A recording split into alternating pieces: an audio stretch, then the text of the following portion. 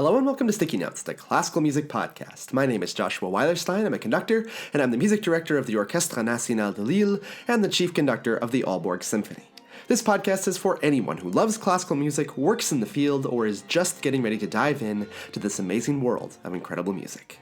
Before we get started, I want to thank my new Patreon sponsors, Nancy, Matthew, Michael, Donald, Stephen, Thomas, Rio, Leah, Danish, Tom, Sean, Raymond, Eric, and all of my other Patreon sponsors for making Season 10 possible. If you'd like to support the show, please head over to patreon.com/StickyNotesPodcast. And if you are a fan of the show, please just take a moment to give us a rating or review in Apple Podcasts. It is greatly appreciated.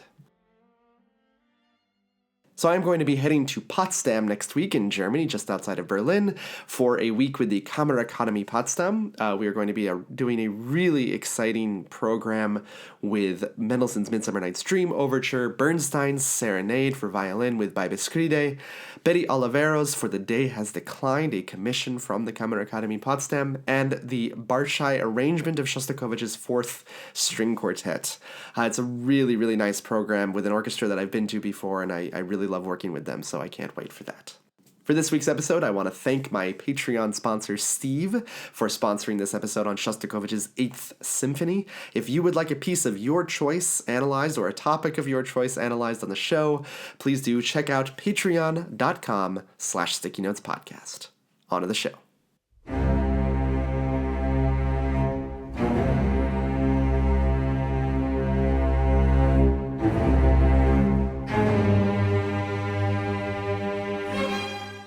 Here are two statements by Dmitri Shostakovich about the same piece, the Eighth Symphony, that we are talking about today. Statement number one, Shostakovich's published comments about the symphony when it was first performed in 1943. Quote, "The Eighth Symphony reflects my elevated creative mood, influenced by the joyful news of the Red Army's victories. The Eighth Symphony contains tragic and dramatic inner conflicts, but on the whole it is optimistic and life-asserting. The first movement is a long adagio with a dramatically tense climax. The second movement is a march with scherzo elements, and the third is a dynamic march. The fourth movement, in spite of its march form, is sad in mood. The fifth and final movement is bright and gay, like a pastoral, with dance elements and folk motifs. The philosophical conception of my new work can be summed up in these words. Life is beautiful. All that is dark and evil rots away, and beauty triumphs." Statement number two, from the disputed book Testimony, published in the 1970s, purporting to be Shostakovich's memoirs. Quote, "And then the war came, and the sorrow became a common one. We could talk about it. We could cry openly, cry for our lost ones. People stopped fearing tears. Before the war, there probably wasn't a single family who hadn't lost someone, a father, a brother, or if not a relative, then a close friend. Everyone had someone to cry over, but you had to cry silently, under the blanket, so no one could see. Everyone feared everyone else, and the sorrow oppressed and suffocated us. It suffocated me, too. I had to write about it. I had to write a requiem for all those who died, who had suffered. I had to describe the horrible extermination machine and express protest against it. The Seventh and Eighth Symphonies are my requiems." I don't know of a more profound example of Shostakovich's doublespeak, or of his ability to make diametrically opposing statements about the meaning behind his music. Shostakovich's Eighth Symphony premiered at the height of World War II, and it was not a hit, unlike his Seventh Symphony, which had swept the world with its seeming patriotic fervor and its devastating condemnation of the Nazis. Shostakovich's Eighth is a very different piece, darker, edgier, less catchy, less simple, and certainly less optimistic. It was panned in the Soviet Union by the official critics, and was effectively banned from performance in the Soviet Union from 1948 until the late 1950s. It was also not particularly popular outside of the Soviet Union, as the Seventh's popularity and accessibility dwarfed the Eighth's. Though this equation has now really flipped, with the Eighth Symphony now probably becoming slightly more often played than the Seventh. As always with Shostakovich, he mixes tradition with his own Shostakovichian innovations. The symphony has a sonata-form first movement, but that movement is longer than the following three movements combined. It has a darkness to light theme from C minor to C major, like in Beethoven's Fifth and Mahler's Second, but whether the ending is optimistic is subject to furious debate. It has not one but two scherzos, but they are among the least funny scherzos ever written, and it has a slow movement that is surprisingly unemotional. The requiem Shostakovich speaks of seems to happen slowly over the course of this 1-hour symphony. It is perhaps Shostakovich's most ambiguous, mature symphony, and it is also thought of as one of his greatest masterpieces.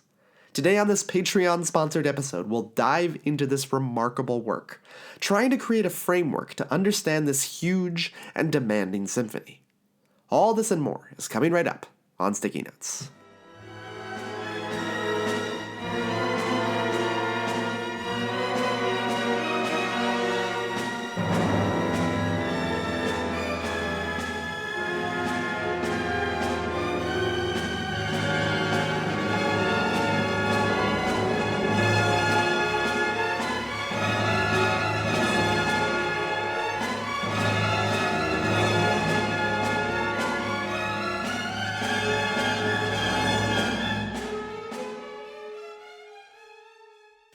Shostakovich wrote his Eighth Symphony incredibly quickly. He was always a fast worker, but the Eighth Symphony, a piece that is over an hour long, was completed within just 2 months in 1943. Shostakovich was now a worldwide celebrity, coming off of the almost unfathomable in modern times success of his Seventh Symphony. The piece had become an anthem of resistance against the Nazis, both in the Soviet Union, but also in the Allied nations, and Shostakovich even appeared on the cover of Time magazine. Shostakovich had written his Seventh Symphony in the midst of the Nazi siege of Leningrad, which had resulted in the deaths of hundreds of thousands of Soviet citizens. The mood at the time that the Seventh Symphony was written was extremely pessimistic. The Soviet Union was losing the war against the Nazis. But Shostakovich's symphony served to galvanize Soviet morale. One audience member who came to the legendary premiere of the Seventh said, quote, "The fact that it was performed at a time when people were already fallen in spirit and no longer knew how to pick themselves up, it was as if they had been recharged." By the time Shostakovich came to his Eighth Symphony, the mood had changed once again.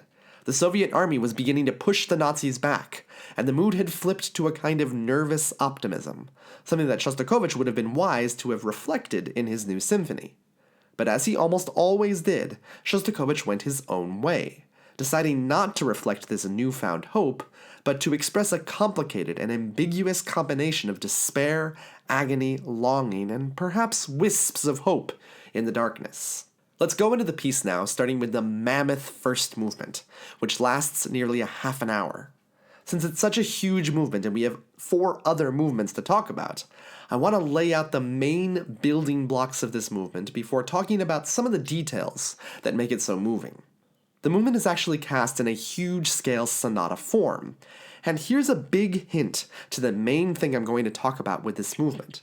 If you are familiar with the first movement of Shostakovich's Fifth Symphony, then you have a huge head start in understanding the first movement of the Eighth.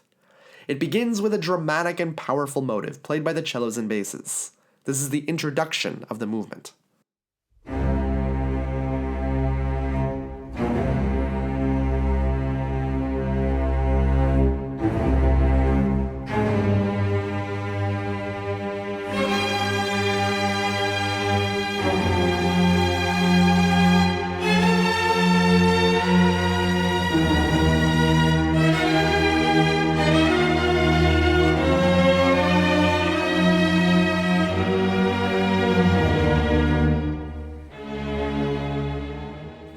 As the power of the introduction is extinguished, the first theme is introduced by the first violins. It is extremely quiet, distant, and desolate.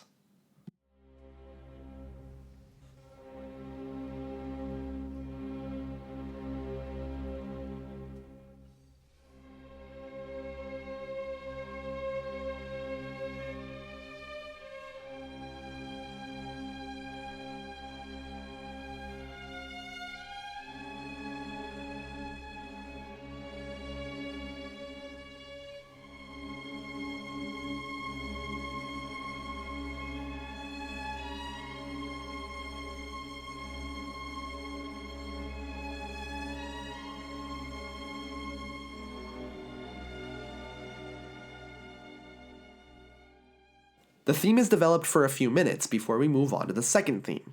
This theme is also begun by the first violins, but it is played over an awkward ostinato or repeated rhythm, played in 5 beats to a bar, a very unusual time signature for an ostinato. The theme above vacillates between cold sadness and gentle tears. The exposition is dominated by the sound of the strings nearly throughout.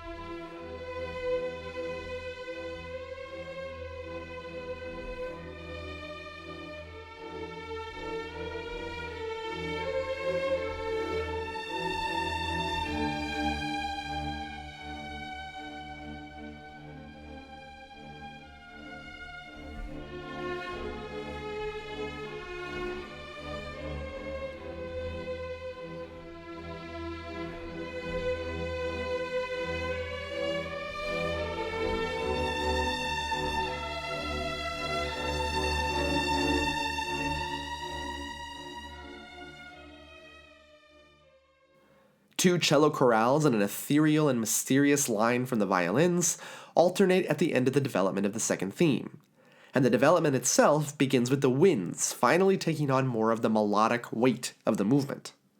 The development begins with just the flutes, but as it starts to build in intensity, the music becomes laced with the kind of burning intensity that Shostakovich is famous for.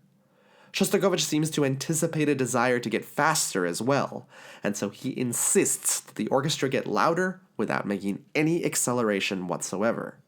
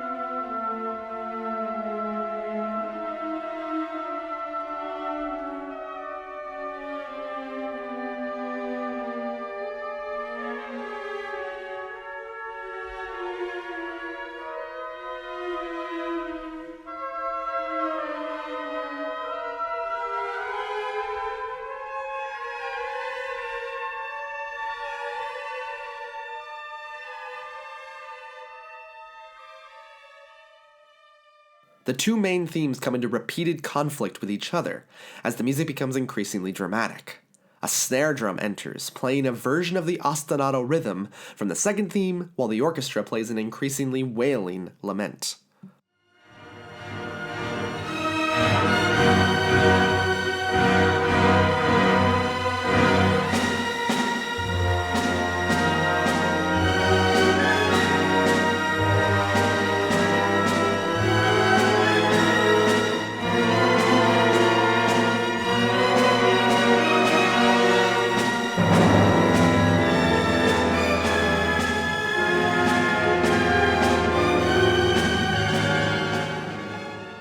The music becomes more and more violent, with Shostakovich instructing the string players to pluck the strings so viciously that the string snaps back onto the fingerboard.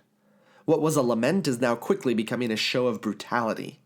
This all culminates in a scream, a terrible, terrifying horror chord of a scream. It takes place right at the halfway point of the movement, and it is the result of a patient and slow build-up. And yet there still seems to be something left to give. The rubber band of emotion and tension has been stretched back so far that it must break, and it is about to.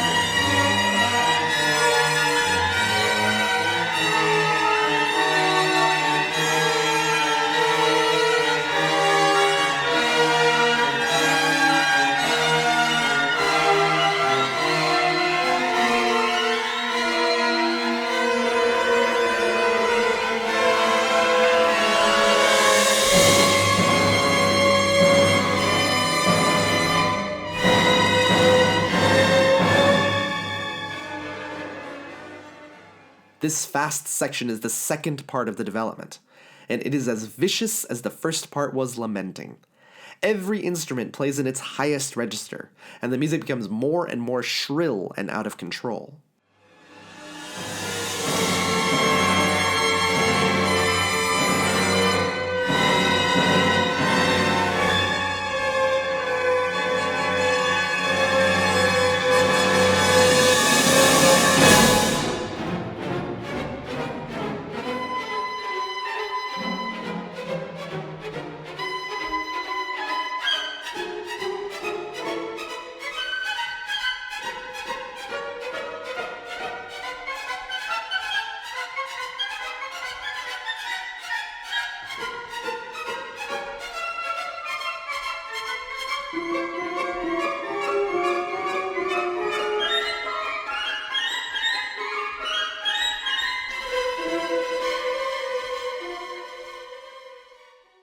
For a development with just 2 sections, we've covered a huge amount of emotional ground. And finally, the chaos breaks, as the percussion thunderously reintroduce us to the first theme, played by the brass, while the rest of the orchestra shrieks around them. This is the beginning of the recapitulation, and it is one of the most emotionally intense and harrowing moments of not only the whole piece, but of Shostakovich's whole output.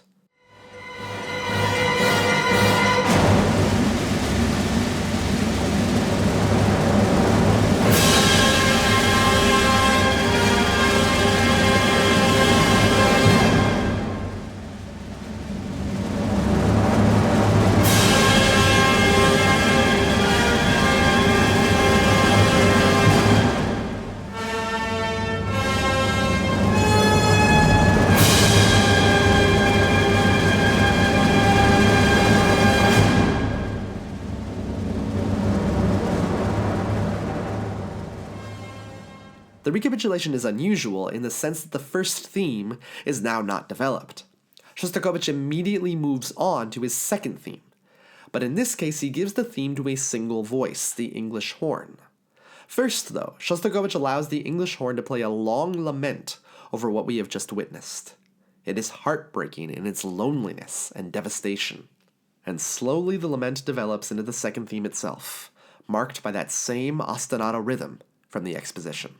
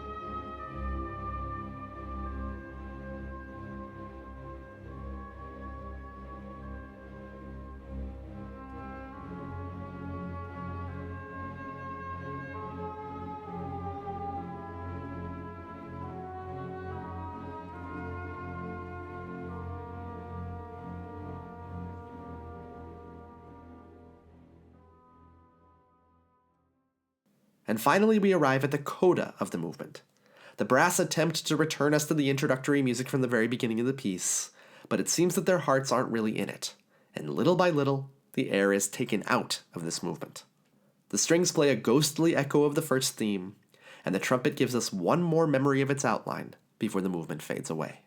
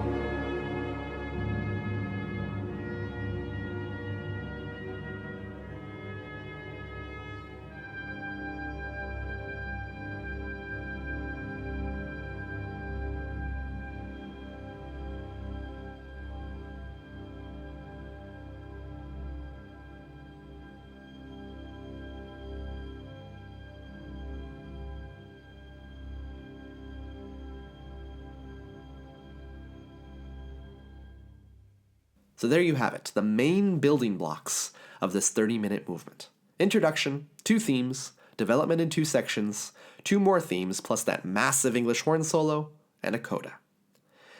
This is one of those cases where knowing about form and structure can be essential to keeping track of where you are in a movement that is so huge like this. But what is fascinating to me about this movement is how closely it is modeled on the first movement of Shostakovich's Fifth Symphony. And in lieu of analyzing this movement of the Eighth in a huge amount of detail, which would take the whole show, I want to show you the striking connections between the Fifth and Eighth Symphonies. Listen to the way the Fifth Symphony begins, and then how the Eighth begins.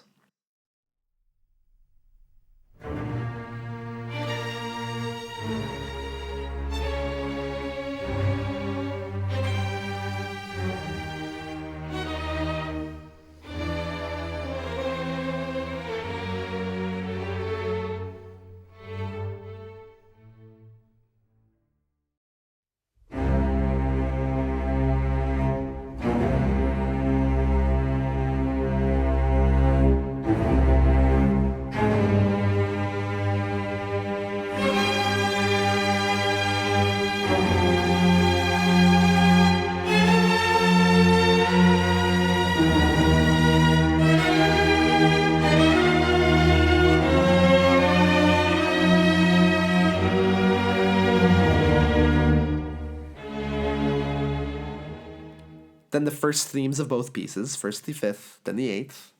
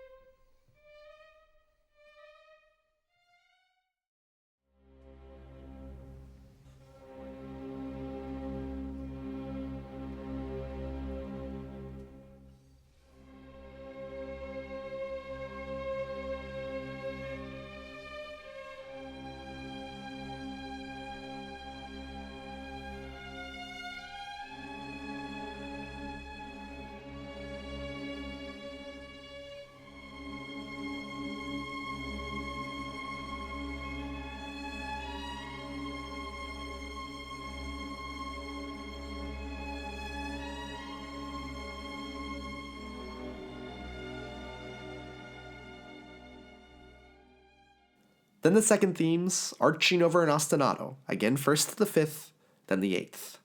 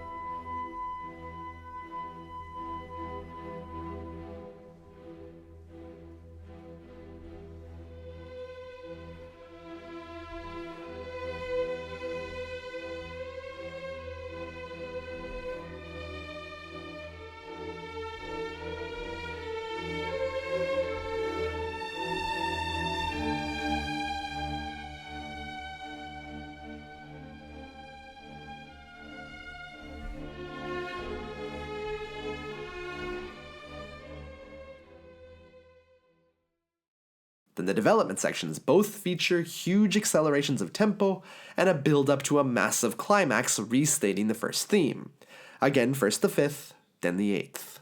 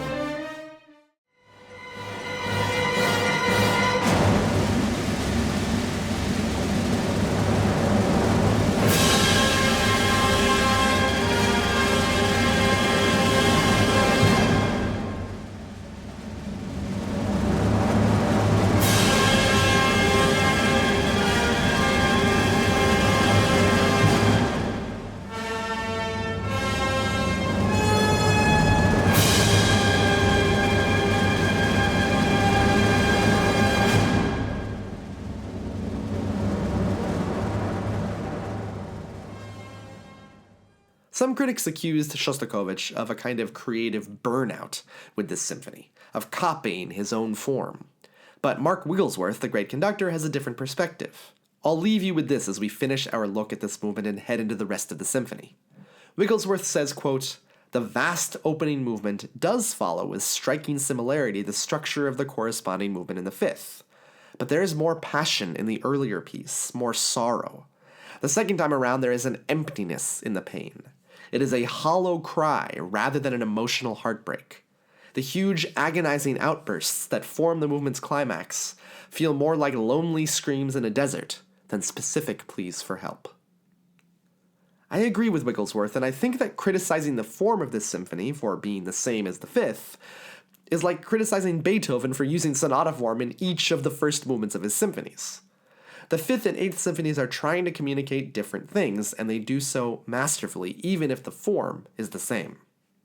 As we move on to the next movements, it's important to take stock for a moment. We've just heard a massive 30-minute long movement, much of which was slow. Like all great composers, Shostakovich was a master of contrast, and so the next two movements are both fast and energetic. In another era, they would have been called scherzos, but neither of these movements gives off much of a hint of a joke.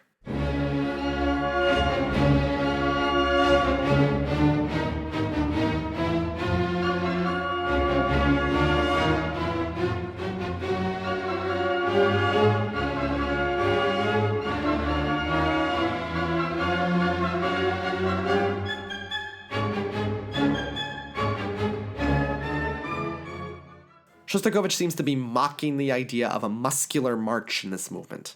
Ostensibly, the key is D-flat major, though that's hard to perceive, and the orchestra plays repeated ending figures to start the movement. The strings play ba-ba-bam, ba-ba-bam, and the winds play repeated grotesque crescendos in their high registers. High registers will be a theme of these two so-called scherzos. In the hands of another composer, this music could be light as air. But as we hear it in Shostakovich's voice, it sounds like an elephant being strung up before our eyes.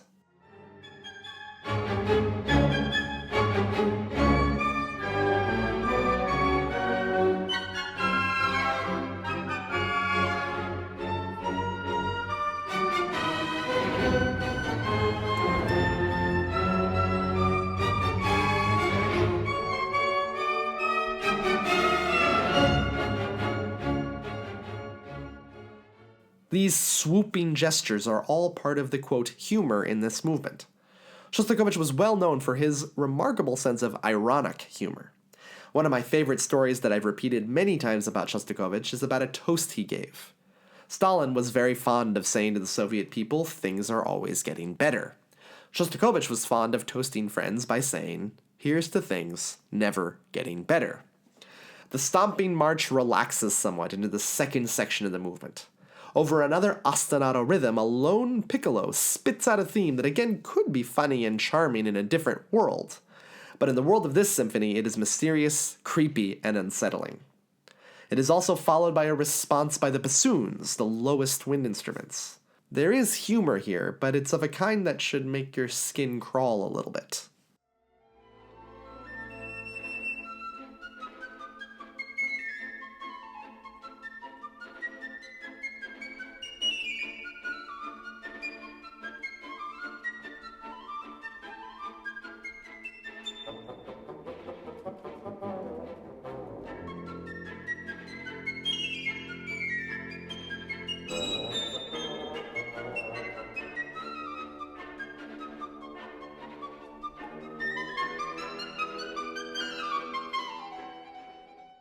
The strings start to make their way back into the foreground with pizzicato or plucked strings.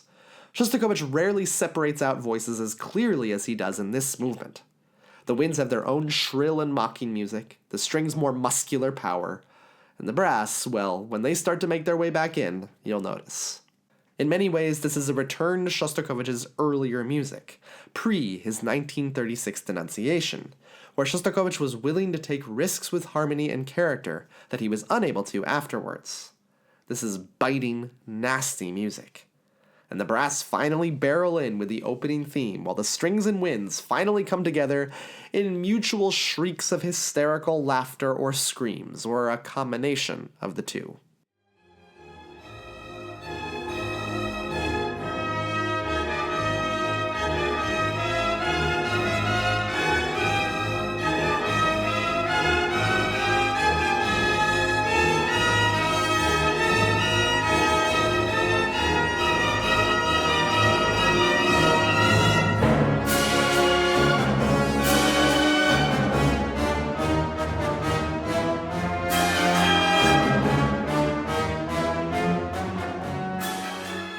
The swooping gestures return, but they now completely lack even the hint of humor from before. And with yet another scream, the strings take over that slightly funny, slightly creepy piccolo melody and hammer it out with violence and malintent.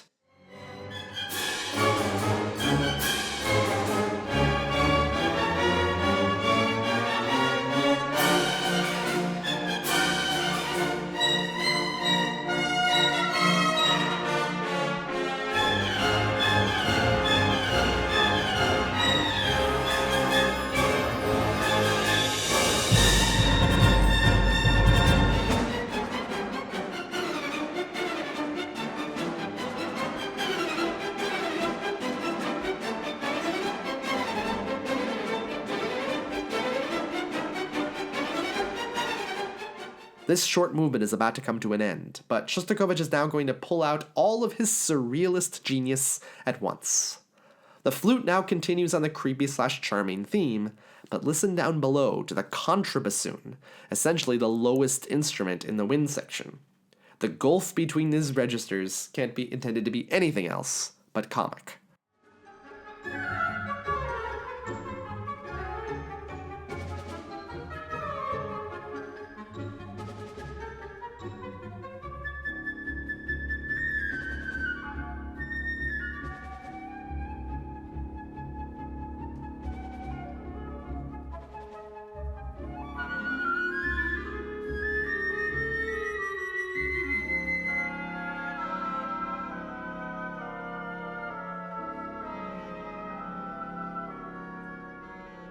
And as the movement calms down, the D-flat drone stays present, whether in the contrabassoon or in the cellos and basses. Everything seems to be coming to an unsettled but calm close. But with one last grotesquely comic flourish, this movement comes to a raucous end.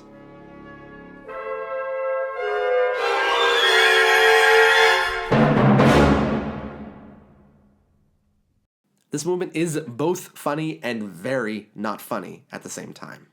The entire movement is only 6 minutes long, about as long as the exposition of the first movement, and so Shostakovich manages these proportions by including another scherzo movement. But if there was any humor in the second movement, that is completely absent in the third. This movement is often described as being in toccata form. A toccata is a virtuosic piece that is in free form. There aren't many 20th century toccatas, and I don't know if I would call this movement one, except that it is true that the form is free. Instead of form, Shostakovich keeps us on track with endless repetition. This movement is also 6 minutes long, and there is a quarter note on every single beat of every single measure of this movement.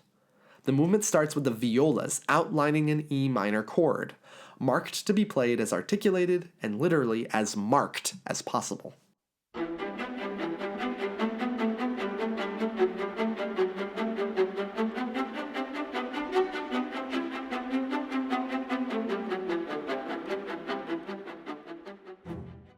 One can easily hear this music as the war machine churning forward, and when the screeching winds come in with their violent and swooping cries, it's not hard to imagine that this is a musical equivalent of bombs falling.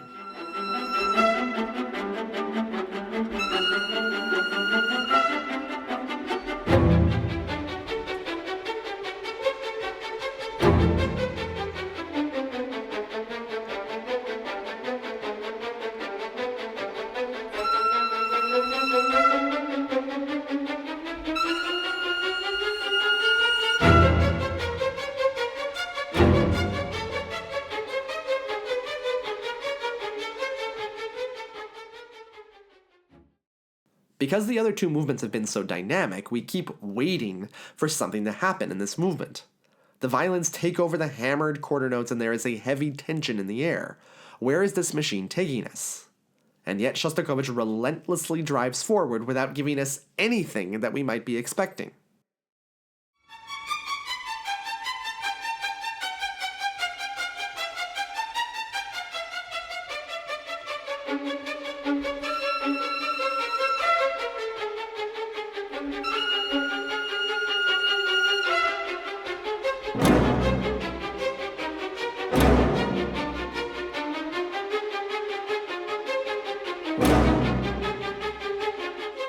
The percussion now enter for the first time with the low brass. Perhaps these are explosions, as the violas, cellos, and basses are instructed again to pluck with such force that the string rebounds against the fingerboard.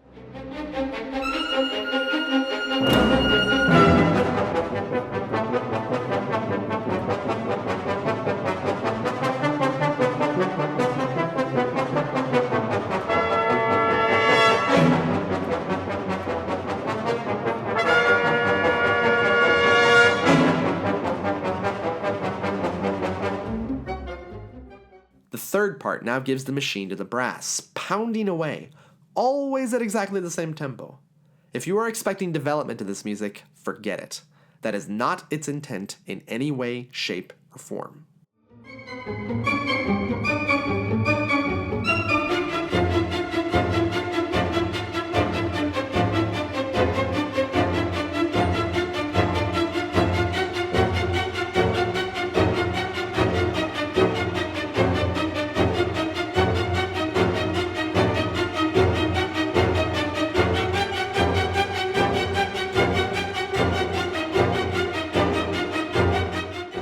If there's any development in this, it's the relentless shifting of viewpoint, from the violas to the violins to the brass, and now to the strings with brass offbeats. It does seem like we are heading towards the culmination of this violence, but we still can't imagine how we might get there and what it will entail.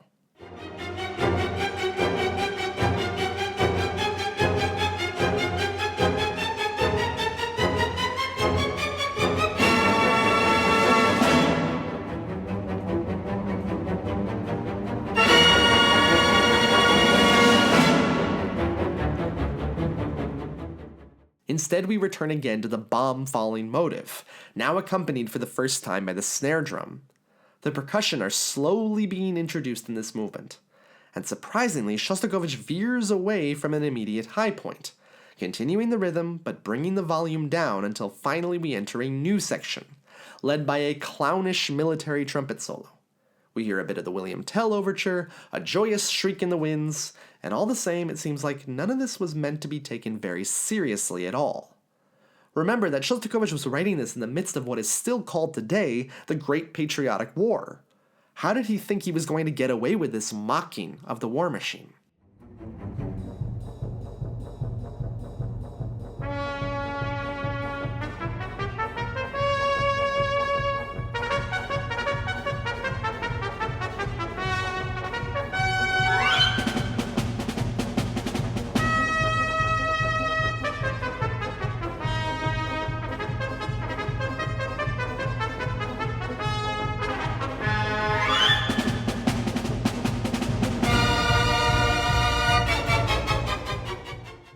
And as if the mocking march is snuffed out before our eyes, the trumpet and snare drum fade away and we return, as if nothing had happened, back to our relentless rhythm, again started by the violas.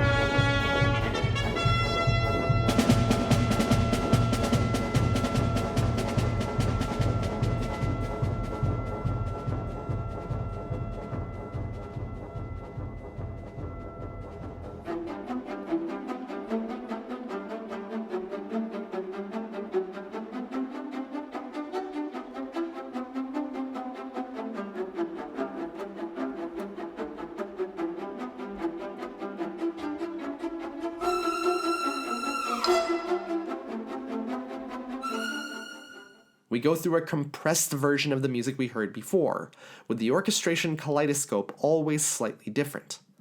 But this time, our expectations are finally met. The orchestra builds up to a point of no return, and now finally, the relentless machine is in the instrument it belongs in, the timpani, who pound out the quarter note idea while bombs fall from all over the orchestra. And with one final shriek, Shostakovich, without a pause, enters the fourth movement.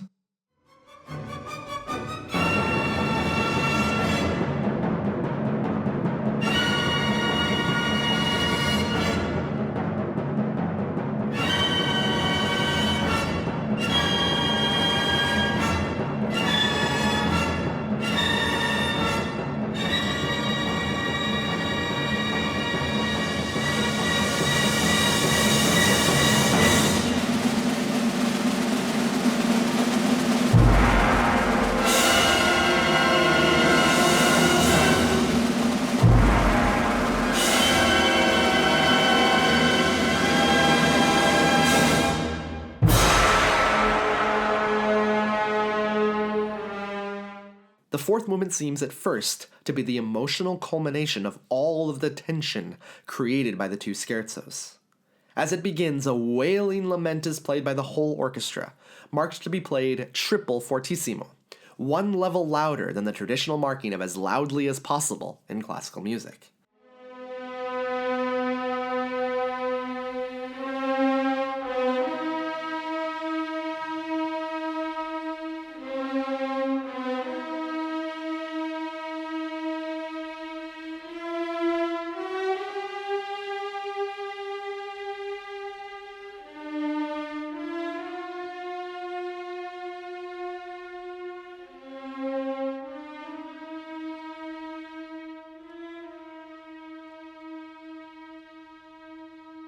But as you heard, almost as soon as this powerful and dramatic theme is begun, it starts to lose its energy and its will.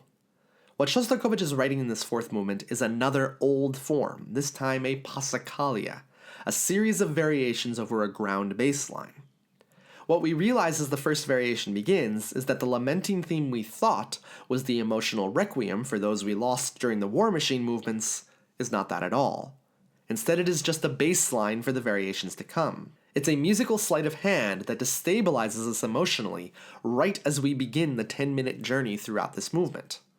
The passacaglia bass line itself has a lot of rhythmic similarities with the first movement, bringing us back to that world.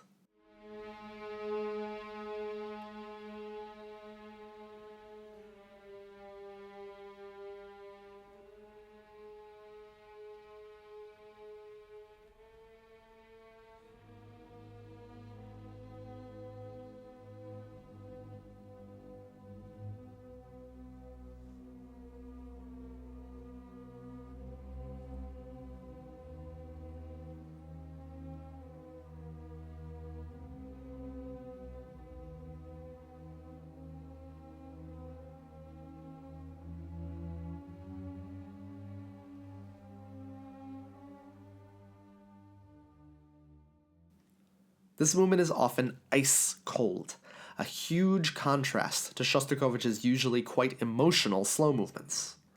I'm reminded again of Mark Wigglesworth's words about the hollow cry that much of this symphony represents. Even though Shostakovich keeps writing espressivo again and again, the orchestration, the tempo, and the chromatic, stepwise nature of the themes themselves seems to create a kind of skin-crawling intimacy.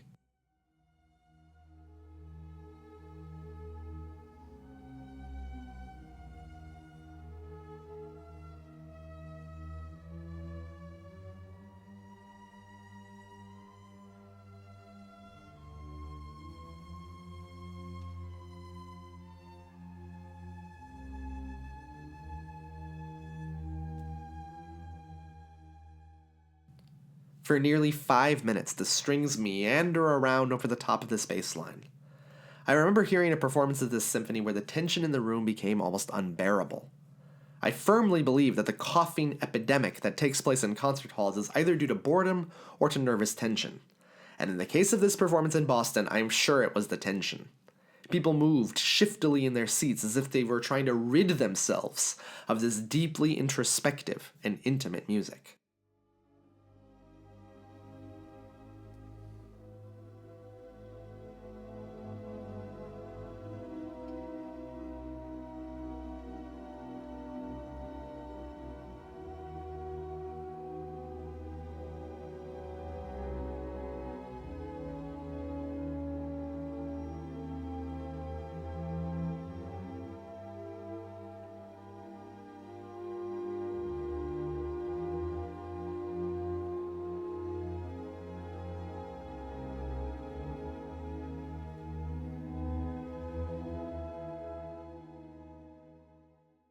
Finally, a solo horn emerges from the monochromatic color of just strings that we have heard so far. And now the Mahler references begin anew. Mahler was one of Shostakovich's favorite composers, and one of the ways he paid homage to him was by using slight harmonic changes underneath solo lines to create the most moving kind of expression. This passage with the solo horn reminds me of the last movement of Mahler's Third Symphony. Shostakovich will transform the harmony of the Passacaglia with the strings, while the horn floats over the top of the texture. It's a rare moment of seeming peace in this movement. And then our piccolo from the second movement now plays a meandering solo over the top of shimmering strings. It seems almost like an improvisation on the horn melody, coming from even higher in the stratosphere. But the entire time, that Passacaglia theme is rumbling along in the cellos and basses.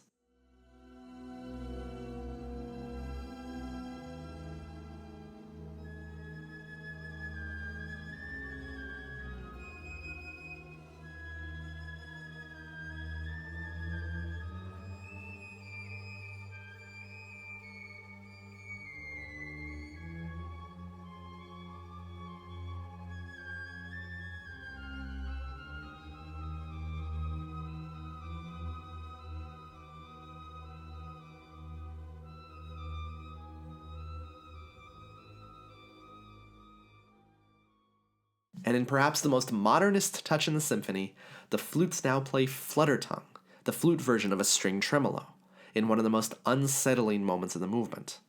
That horn solo and the piccolo improvisation resulted in no relief whatsoever. There really seems to be nowhere to go for this Passacaglia. It just is looping endlessly like someone stuck in their own head.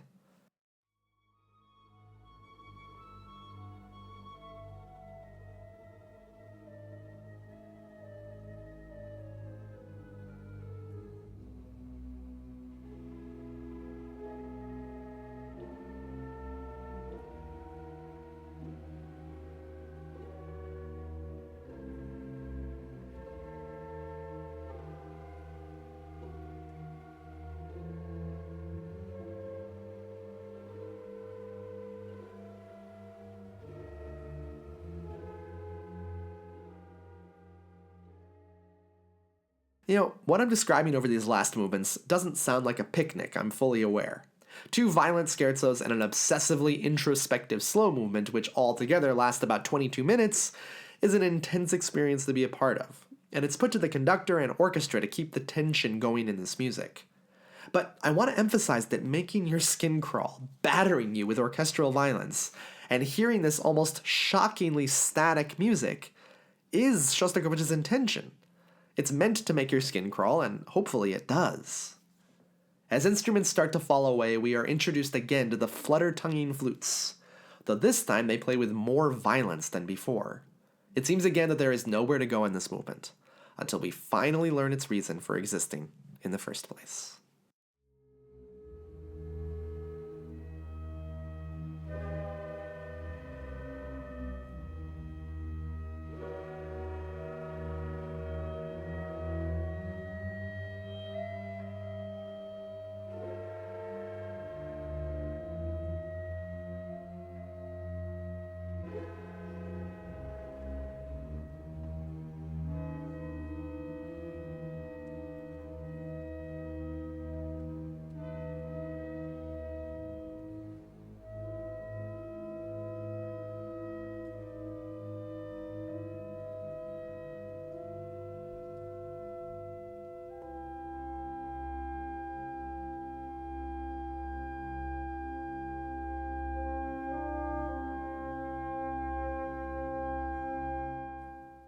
That C major should feel like the greatest sigh of relief of all time.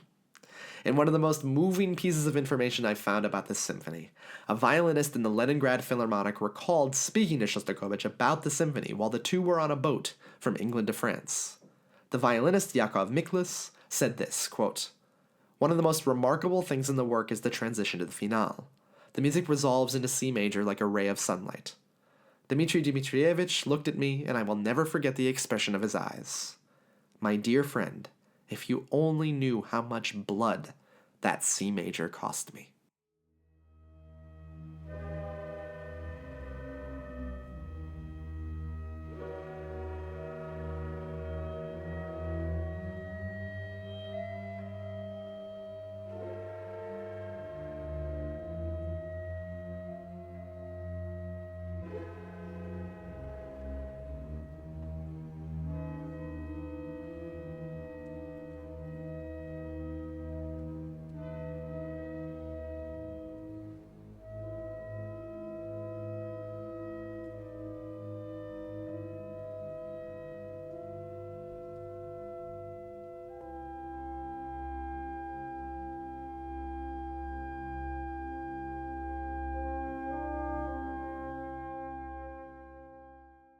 When a composer goes from a G sharp major chord, which is also an A flat major chord, to C major in a last movement that follows from the previous one without a pause, that composer will know that every connoisseur listening to the symphony will compare it to Beethoven's Fifth Symphony. There's no doubt in my mind that Shostakovich was doing this intentionally, but he also does it in a way that is antithetical to the, quote, message of Beethoven's Fifth.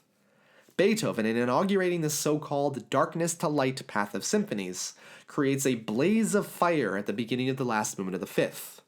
It is one of the most exhilarating moments in all of music, and it couldn't be any more different.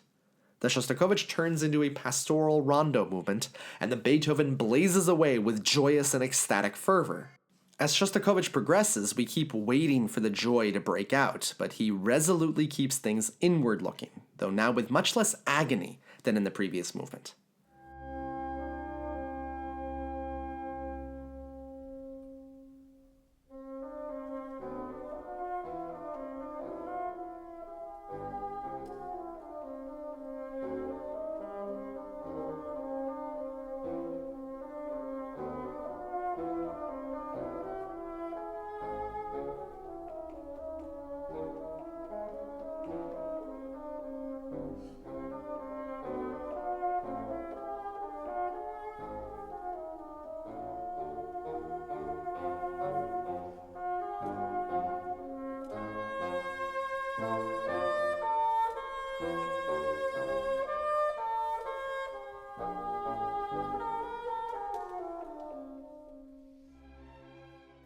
A second theme emerges that is much darker, led by the cellos in a kind of rough-hewn waltz rhythm.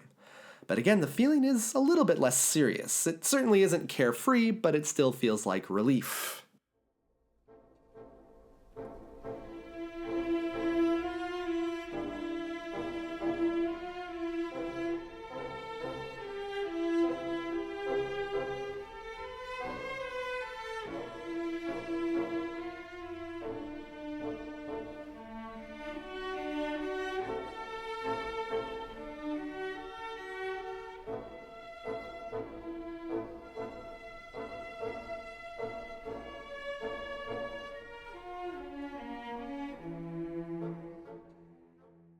Shostakovich described this movement as a bright, sunlit pastoral, with elements of dance and simple tunes in the popular vein. I'm not sure how sunlit this music is, but almost all the way through simplicity is present, and it does seem that Shostakovich is playing with a kind of peasant-like joy, though refracted through decades of bitterness and anger.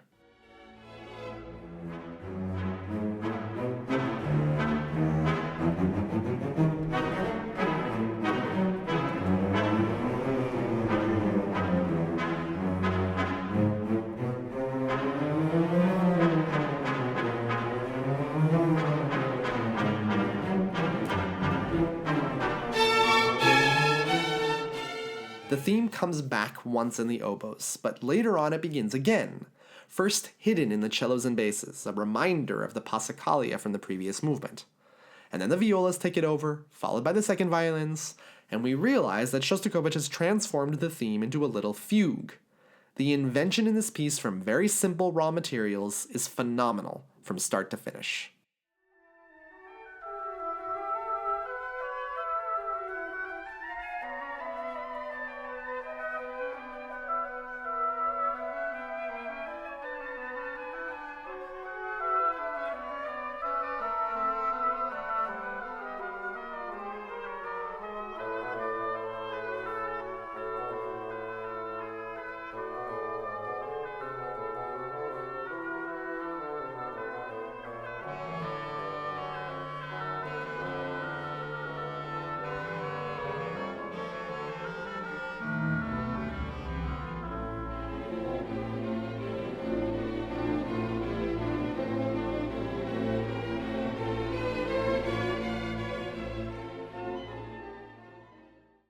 This fugue in the theme itself will go through manifold transformations as the theme progresses from beautiful and simple to dramatic and increasingly terrifying.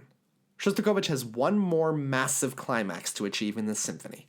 Will it be a Beethovenian one, or will it be in keeping with the tenor of the piece so far?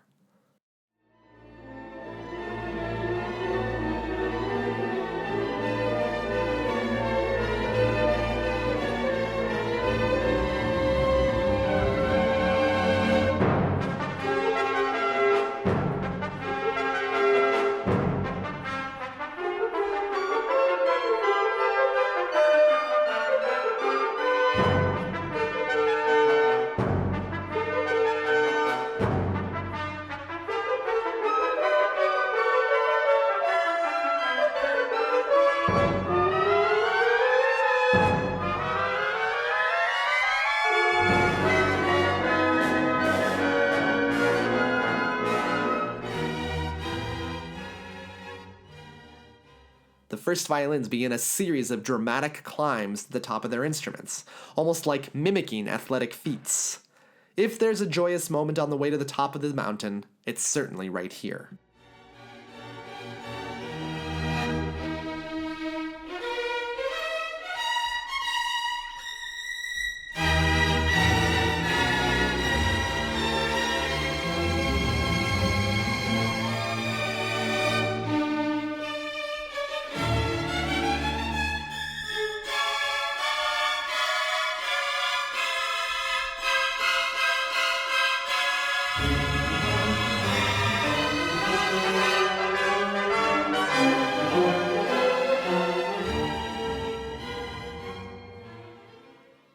But instead of Beethovenian joy, when we finally arrive at the top, we realize with horror that Shostakovich has taken us full circle to a full-throated shriek of the theme from the very opening of the piece.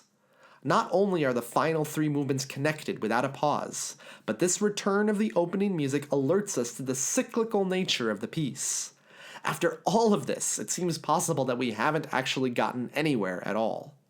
The futility of this symphony is a huge risk, not only politically, but musically as well. A performer has to find a way to make this return to the first movement agonizing and terrifying, not frustrating for the listener.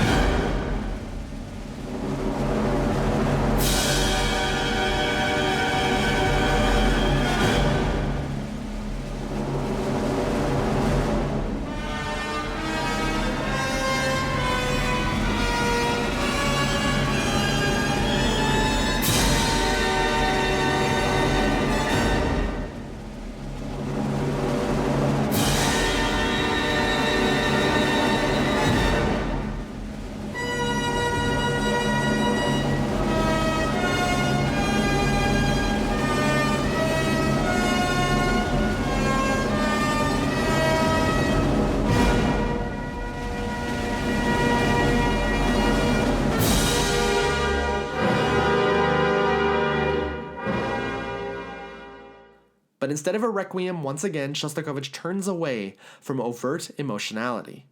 The bass clarinet takes over that cello theme from earlier on, and it seems like we are just going to ignore what we just heard. As the writer Herbert Glass says about the next few minutes of this symphony, quote, "The bass clarinet returns, followed by a quizzical little passage in double stops for the solo violin, then a sentimental cello solo, more wind noodling. Where are we headed? Surely there's more destructive thunder to come."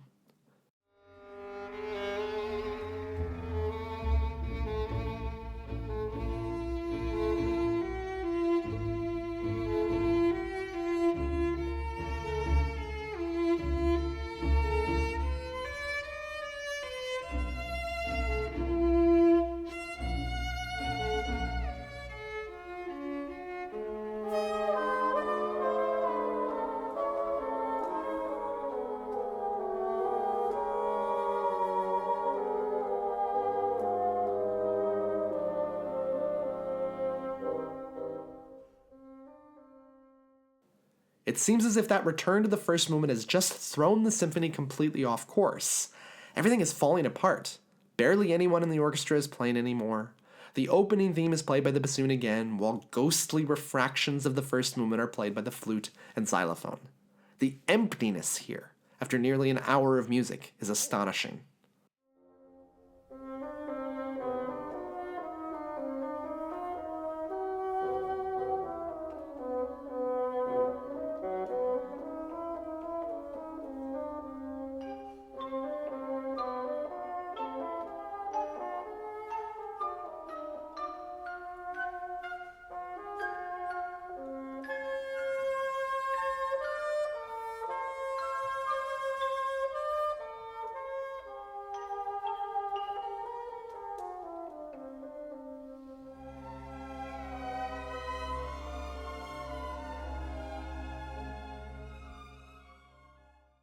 But that's a key moment. We are 3 minutes from the end of the symphony, and Shostakovich introduces a C in the low strings. That C will now stay with us for the entire rest of the piece. The first violins noodle around as if in search of the C.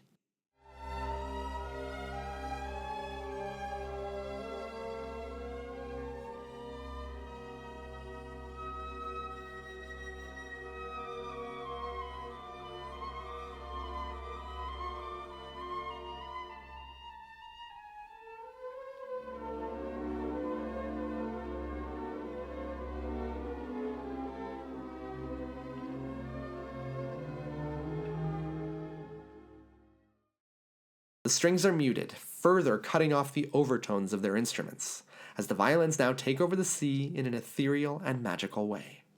It's an absolutely extraordinary color after over an hour of emptiness and introspection. Under this, Shostakovich has the violas, cellos, and basses play pizzicato, and adds the flute in the lowest part of its register. The resulting color is that of a sigh, of resignation or of quiet triumph. We will never know.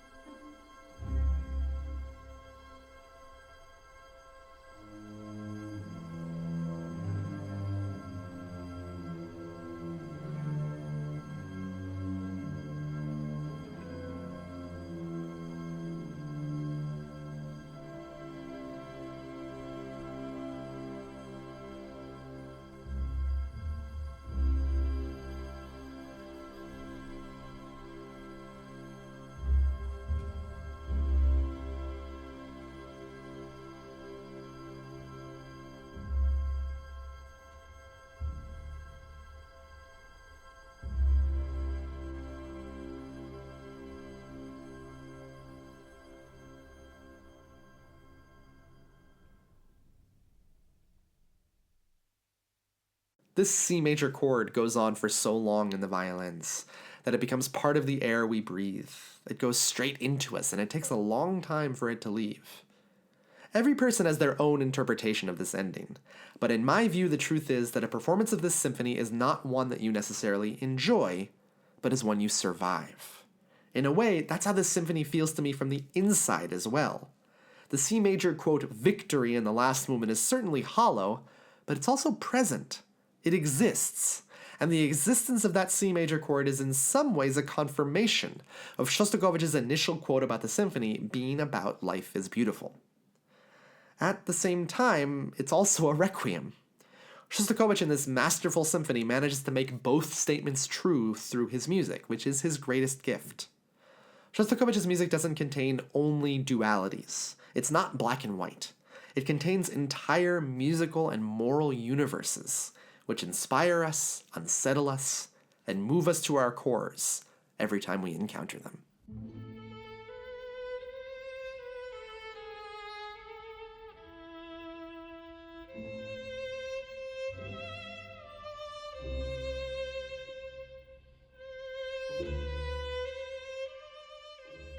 Thank you to Steve for sponsoring this episode, and thanks to websites created by Michael Lewanski and Mark Wigglesworth, as well as Herbert Glass's notes for their invaluable resources in creating this show today. And thanks so much for listening to Sticky Notes today. If you like what you heard today, please feel free to rate and review the show on Apple Podcasts. It really helps the show gain more visibility. And please send any questions to stickynotespodcast@gmail.com, and I will try to get back to you as soon as I can. And if you'd like to support the podcast monetarily, just head over to patreon.com/stickynotespodcast. Thanks, and I'll talk to you again after a while.